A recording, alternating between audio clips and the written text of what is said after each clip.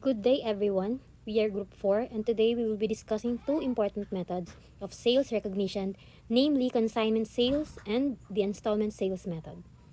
These are key topics on these chapters, and our group has worked together to provide a clear and concise understanding of both concepts.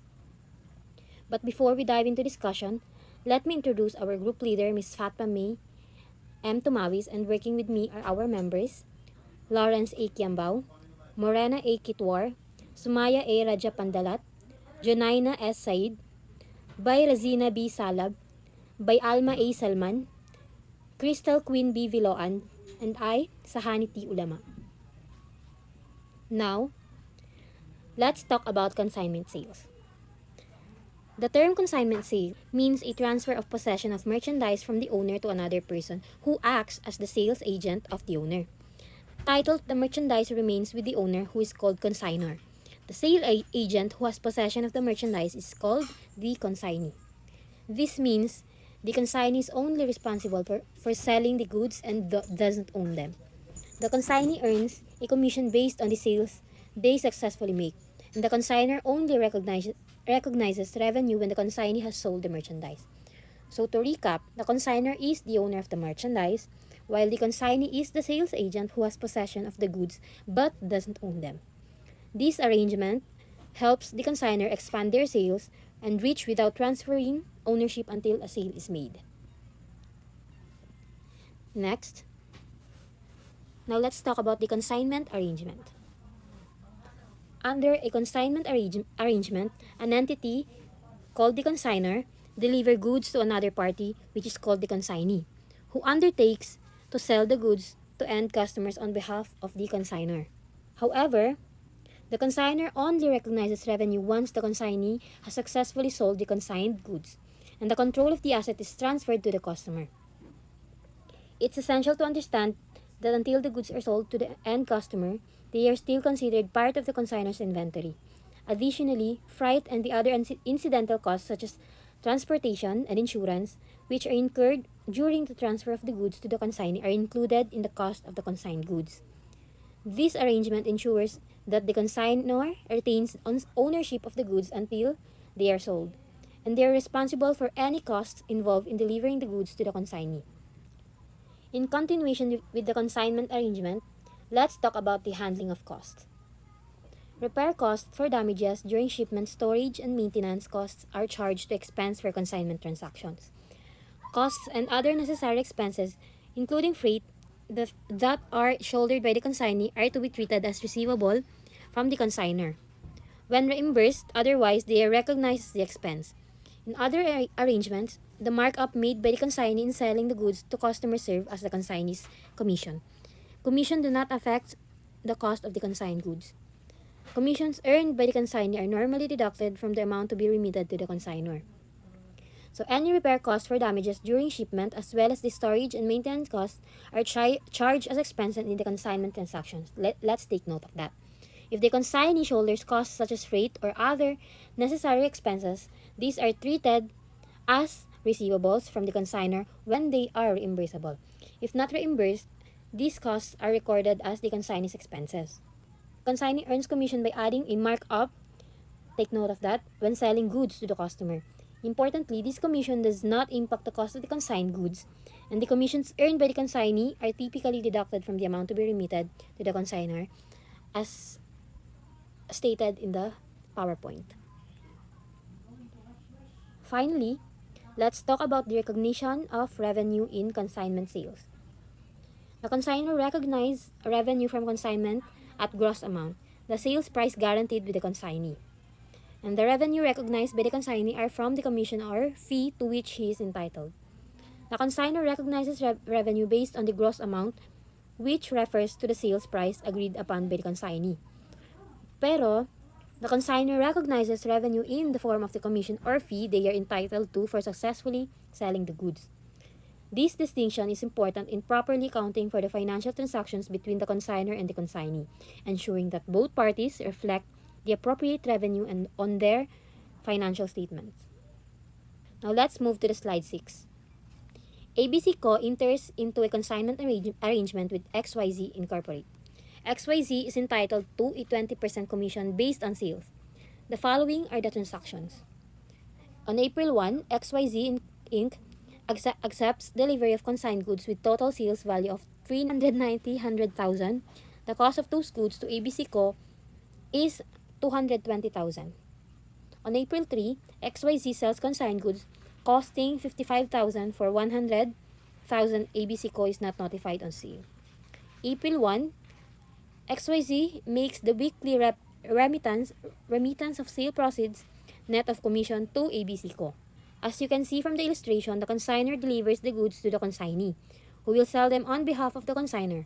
It's important to note that although the goods are in the possession of the consignee, ownership stays with the consignor until the consignee sells them to the end customer. The consignor includes all the costs like freight, insurance, and other incidental costs incurred while transferring goods to the consignee in the cost of inventory. This ensures that all expenses related to the goods are accounted for in the final inventory value as stated in the slide 5 we tackled earlier. In case the goods incur damage during shipment or require maintenance while with the consignee, these repair and storage costs are also treated as part of the transaction. Depending on the arrangement, some costs borne by the consignee may be reimbursed, in which case they are recognized as a receivable, as we tackled earlier, and if not reimbursed, a good emphasis, they are recorded as the consignee's expense. Overall, this arrangement ensures that the consignor controls the goods and their costs until a sale is made. So ito na ang ating journal entry sa problem na given from the prior slide. Sa entries ni consignor, April 1, memo entry lang. On April 3, no entry. And on April 7, debit cash 80,000. Debit commission expense 20,000. Credit revenue 100,000. And another entry, cost of goods sold 55,000.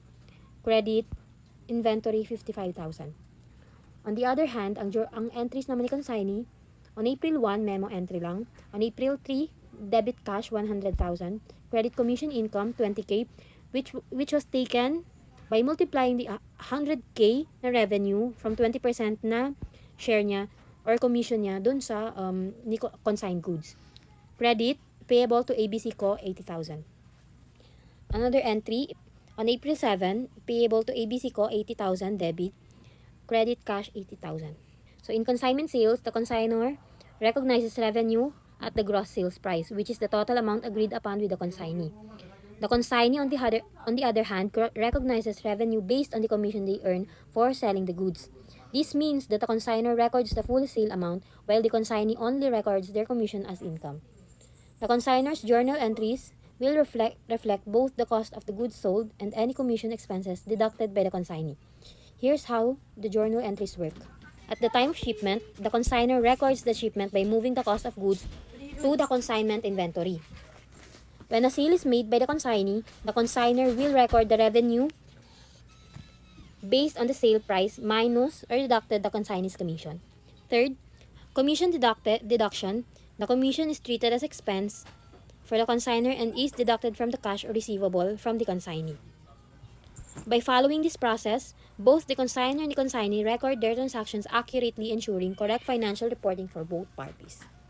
Next, now let's discuss the difference between acting as the principal versus an agent in a transaction. When another party is involved in providing goods or services to a customer, the entity shall determine whether it is acting as a principal or an agent. The entity is considered principal if it controls the good or service before the good or service is transferred to the customer. A principal may personally satisfy a performance obligation, or it may engage another party to satisfy some or all of a performance obligation on its behalf. In short, the key factor for being a principal is control over the goods or services before they reach the customer. When acting as a principal, the entity will recognize revenue at the gross amount of the transaction. But there are certain indicators that suggest an entity is an acting agent in a transaction. Now let's go over them. Another party is primarily responsible for fulfilling the contract And the entity does not have inventory risk before or after the goods have been ordered. Third, the entity does not have discretion in establishing prices for the other party's goods or services. Fourth, the entity's consideration is in the form of commission, and the entity is not exposed to a credit risk. So on the first one, if another party is mainly responsible for delivering the goods or services to the customer, this is a strong indication that the entity is acting as an agent.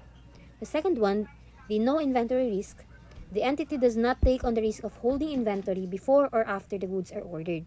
This means that the entity is not responsible for damage or unsold inventory, which is a typical characteristic of an agent. So take note that the entity is not responsible for damage or unsold inventory, which is a typical characteristic of an agent. Third, the no discretion in pricing. The entity does not have the ability to set the prices for the goods or services they are providing on behalf of another party. Fourth, the entity receives a commission or fee for their role rather than the total sales amount, which is a clear indication that they are acting as an intermediary. Fifth, no credit risk. The entity is not exposed to credit risk, meaning they are not responsible for collecting payment from the customer if the transaction does not go through. When an entity is an agent, they only recognize revenue for the commission or fee they receive rather than the full amount of the sale. So let's proceed on this illustration. Shopee Company operates a website where customers can buy products from different suppliers. The suppliers are the ones responsible for delivering the goods directly to the customers. Shopee earns a 10% commission from the sales price of every product sold on the platform. Ibig sabihin, sa bawat nabentang item, may 10% nakita si Shopee. Shopee also manages the payment process between the supplier and the customer, but the supplier sets the price of the product. After the sale is completed, Shopee has no further obligations to the customer. Wala nang responsibilidad si Shopee pagkatapos ng sale. Analysis, Shopee acts as an agent because it does not control the goods before they are sold to the customer. Agent si Shopee dahil wala siyang control sa mga produkto bago ito mabili ng customer. Shopee's job is to arrange the transfer of goods from the supplier to the customer. Trabaho ni Shopee ang mag-facilitate o mag-ayos ng delivery. Once this task is completed, Shopee recognizes its revenue based on the 10% commission it earns. Kapag natapos na ang transaction, pwede na niyang i-record ang kita niya mula sa commission. So, for the summary of this illustration, number 1, si Shopee ay tinuturing na agent dahil wala siyang control sa produkto. Ang supplier lang mismo ang may hawak ng goods hanggang mai-deliver. Facilitator lang si Shopee. So, ang rule ni Shopee ay mag-ayos ng sale of payment, kaya commission lang ang kita niya. Supplier ang nagsiset ng presyo, kaya hindi si Shopee ang nagdidesisyon sa presyo. Walang obligasyon matapos ang sale. Pagkatapos ng transaction, tapos na ang responsibility ni Shopee. Sa madaling salita, si Shopee ay middleman lang at hindi siya principal dahil trabaho niya lang ang mag-facilitate ng pagbili at delivery pero walang control sa produkto o presyo. For the illustration number 2, X company business model and responsibilities is to specializes in installing CCTV system for customers but does not keep an inventory of the system. Instead, they purchase the required equipment from suppliers based on the specific needs of their customers. The profit for X company is determined by taking the contract price and subtracting the costs associated with purchasing the equipment, installation, and overhead expenses. Payments are structured in 2 parts. Customers pay half of the total amount when signing the contract, and the remaining half is paid after the installation is completed. For the analysis, X company is considered the principal in this arrangement because it has control over the CCTV system before they are delivered to customers. It is responsible for ensuring that the CCTVs meet the specified requirements of the customers and for addressing any errors and specifications. Additionally, X company determines the selling price and negotiations with customers and is accountable for any issues that arise during the installation process. So, ang ex-company ang nagtakda ng selling price sa pakikipag-usap sa mga customer at may pananagutan para sa anumang issue na lumitaw sa proseso ng pag-install. Let's now move on to the installment sales method. So, for the background of this topic, this method is a way for sellers to finance the purchase of goods or services by allowing buyers to make payments over an extended period. It is particularly useful for large or high-value transactions where the full payment upfront may not be feasible for the buyer. In this method, the seller recognizes revenue and profit progressively as payments are received, rather than recognizing the full amount of the sale immediately. In terms of financial reporting, the installment sales method is not fully aligned with PFRS 15, which covers revenue from contracts with customers. However, in certain special cases, such as for taxation purposes or for micro-entities that operate under an income tax basis of accounting, this method may still be used. The installment sales method originated from traditional US GAAP and is typically applied to long-term installment sales of high-value assets, such as real estate or heavy equipment, especially when the collectability of payment is uncertain. An installment sale is a type of financing arrangement where the seller permits the buyer to pay for goods or services in installments over a longer period. Sa ganitong arrangement, natatanggap ng buyer ang mga produkto sa simula ng panahon ng hulugan. Then, they make scheduled payments throughout the installment period. Or gagawa sila ng mga nakaschedule na bayad sa loob ng panahon ng hulugan or installments na maaaring tumagal ng ilang buwan o taon. This method makes it easier for buyers to afford expensive items since they don't have to pay the full price upfront. It is also allows sellers to reach more customers who may not have the means to make a large one-time payment. Overall, installment sales benefit both parties. Mas madali para sa mga bumibili na pamahalaan ang kanilang mga bayad, habang ang mga nagbebenta ay maaaring tumaas ang kanilang benta. To provide more clarity, installment sales involve real or personal property or services, and payments are typically made over a set period of months or years. Generally, a down payment is required at the time of sale, with interest charges added on the unpaid balance. Since the seller may need to wait for a considerable amount of time to collect the interselling price, they often use a security agreement. This agreement allows the seller to repossess the property if the buyer fails to make the required payments. This mitigates the seller's risk of non-collection. One of the challenges with installment sales is determining the net income. Unlike regular sales, where revenue and costs are known within the same accounting period, installment sales can spread expenses such as collection, accounting, repairs, or reposition over multiple periods. Because of these complexities, the seller cannot recognize the entire profit immediately but instead does so over time as the payments are received. This approach helps to provide a more accurate representation of the seller's financial performance across different accounting periods. In recognition of gross profit on installment sales, accountants use the following three approaches for the recognition of gross profit on installment sales. First, the accrual basis of accounting. Second, the cost recovery method. And three, the installment method of accounting. For explanation, the first, the accrual basis of accounting. It is an accounting method in which revenue and expenses are recognized when they are earned or incurred, regardless of when cash is actually received or paid. This means that financial statements reflect all financial activities within the period, providing a more accurate picture of a company's financial position and performance over time. Second, the cost recovery method. The cost recovery method is an accounting approach used for recognizing revenue from sales where the seller does not recognize any profit until all the costs as the cost of the goods sold have been recovered. Last, the installment method of accounting. The installment method of accounting is a method used for recognizing revenue and profit from installment sales. Under this method, revenue is recognized as payments are received over time rather than recognizing the full sale amount immediately. This method is useful in situations where the buyer pays in installments and allows the seller to manage the risk associated with non-collection.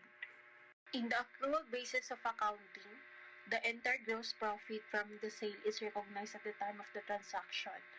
Just like any regular credit sale, once the merchandise has been delivered and the customer has agreed to make payments, the accounts receivable become definite, and the seller can recognize the full gross profit. However, this method might not be ideal for installment sales because it does not consider the risk of non-collection. As a result, it may not accurately reflect the financial reality of the transaction. So, for the next slide, we'll discuss the next reporter. Next is the cost recovery method.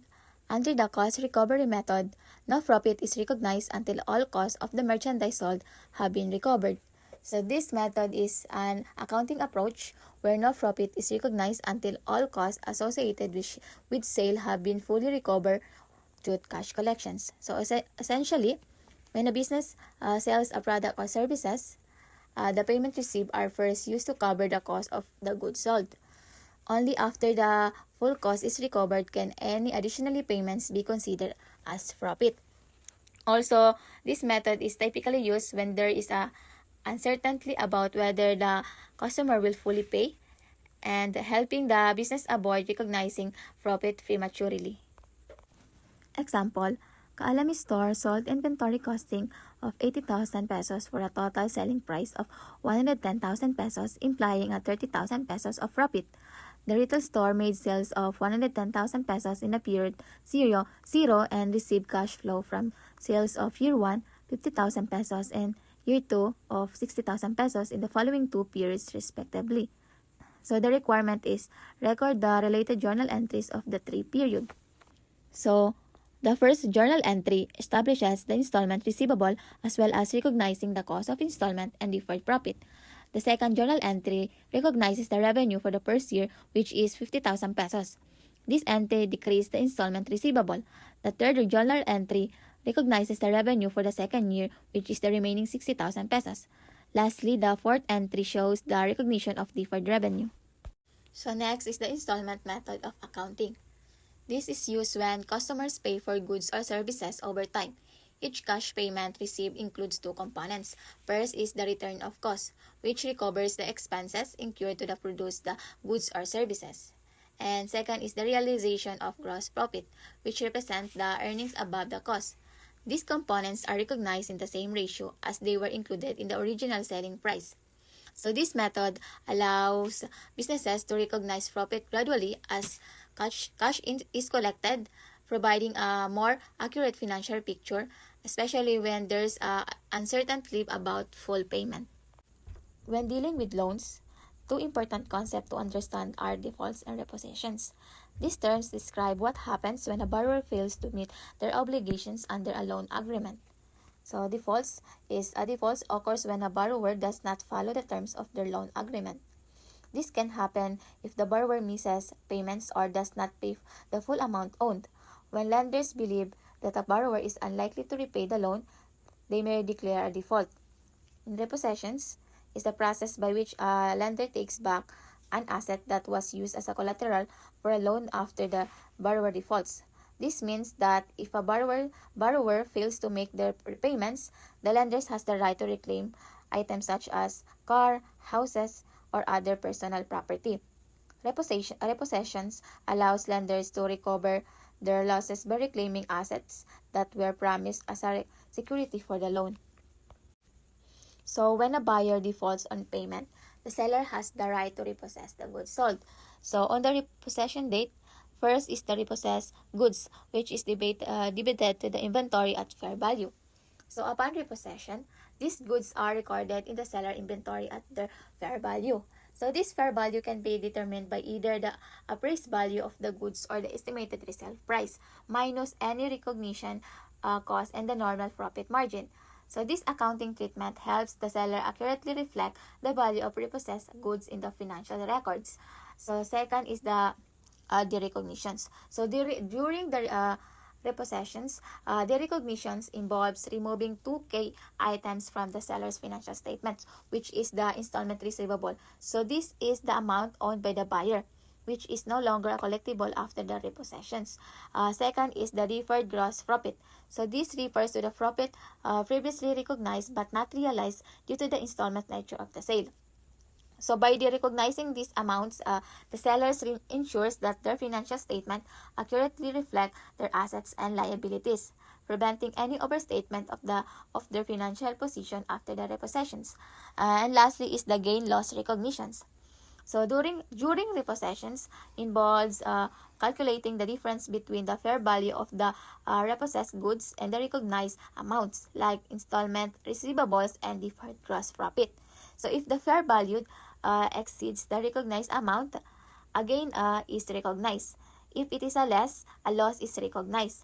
So these calculations accurately reflects the financial impact of the repossession on the seller's financial statements. So in our pro forma entry captures the repossession by debiting inventory and deferred gross profit while crediting installment receivable and recognizing any gain or loss on repossession. Example is ABC Co. repossessed a goods that was previously sold to defaulting buyer. Relevant information follows. So appraised value of the repossessed good is 6,000 pesos and balance of installment receivable which is 10,000 pesos and the gross profit rate on the sale which is 30%. So the requirement is compute the gain or loss on repossession. So the first entry records the repossession of the item by debiting inventory for 6,000 pesos, which reflects the appraised value of the repossessed goods. This recognizes the asset ABC Co. has recovered. So the second entry debits the deferred gross profit for 3,000 pesos. So this represents the profit that was expected to be earned from the installment sale but is now cancelled because the customer default. So the third entry debits loss on repossession for 1,000 pesos. So this records the financial loss of ABC Co. incurs because the value of the repossessed item and the deferred profit do not fully cover the remaining balance of the installment receivable. So the last is crediting installment receivable for 10,000 pesos. So this eliminates the receivable from the company's book since the buyer is no longer expected to pay the remaining amount due after the repossession. So next is trade-ins. So an arrangement where someone buys something like a car or washing machine at a reduced price by giving their old one and money as a payment. So a trade-in allows a customer to exchange an old item like a car for a discount on a new purchase. An accounting issue arises if the dealer grants an over allowance, meaning they value the old item higher than its actual worth, which reduces the selling price of a new item. To compute the net selling price, the over allowance is subtracted from the stated price. So the gross profit is then calculated as the difference between the net selling price and the cost of a new item. So example is ABC Co. uses the installment sales method. So let's proceed sa requirement. So compute for the realized gross profit in the year of sale. So in our solutions, our journal entry which is yung inventory and over allowances in installment receivable which is yun na yung debit natin and yung installment sale naman is credit. So the installment receivable can be computed as the sale price minus the trade-in value which is magiging result niya is yung 20,000 is ima-minus natin sa 7,000 magiging equal 13,000. So this amount represent what the customer still owns after trading in their own merchandise. So the company received the trade-in item with a fair value of 5,000 which is recorded as an increase in inventory. So during the year, ABC Co. collected 7,000 in cash from the customers, reflecting the payment made towards the installment receivable. So to calculate the realized gross profit, we consider the sum of the fair value of the old merchandise and the cash recollections, which is yung 5,000 plus 7,000 equals 12,000. So the gross profit rate is determined by dividing the gross profit by the adjusted sale price, yielding a rate of 33.33%, which is nakuha siya by calculate yung 6,000 pesos, i-divide natin sa 18,000 pesos. So to find the gross profit recognized for the year, i-multiply natin yung total amount, which is yung 12,000 by the gross profit rate, which is yung 33.33%. Bali maging result niya is resulting in a realized gross profit of 4,000 pesos. So that's all. Thank you.